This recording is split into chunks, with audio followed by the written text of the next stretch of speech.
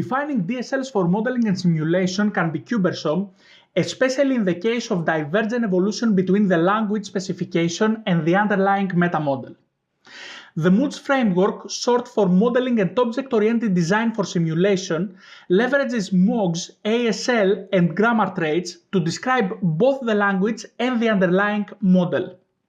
This is done via blueprints, domains, and modelers, which is the work of DSL designers and domain experts, keeping both the DSL and its metamodel in sync by construction.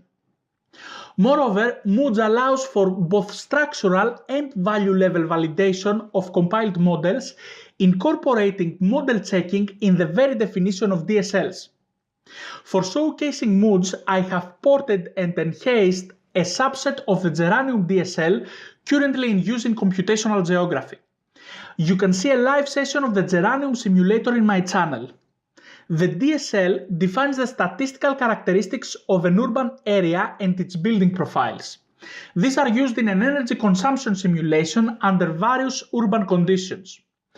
Here is a small subset of the language inside LANs.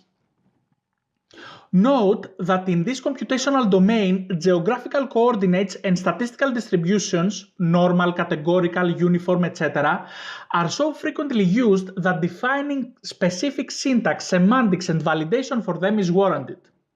DSLs can be defined in LANs using three key abstractions: domains, blueprints, and modelers. Here are their definitions and the relationship with what we have seen so far. First, we have blueprints, which are grammar traits containing MOG rules describing a DSL entity. Blueprints allow you to annotate MOG rules with metamodel descriptions about state. Then we have blueprint modelers, which are grammar traits containing ASL actions for DSL entities. They allow you to annotate parsing actions with compile time validation methods. Now the domain of a DSL is simply a set of blueprints describing the recognizer for your language, while the domain modeler comprises of one or more blueprint modelers. The domain modeler is the parser that will translate your DSL into models conforming to the automatically generated metamodel from its description. These abstractions allow MOODS to keep both the DSL and its metamodel in sync by construction, since they are both generated from a single source, while incorporating model checking in the very definition of the DSLs. Let's now have a closer look at the blueprint defining the statistical scenario entity of Geranium, and specifically the rule describing coordinates. Here you can see in its simplest form a state annotation marked by the leading @ sign of the MOG rule. This annotation will later inform the modeler that the rule is describing part of the state of the resulting metamodel.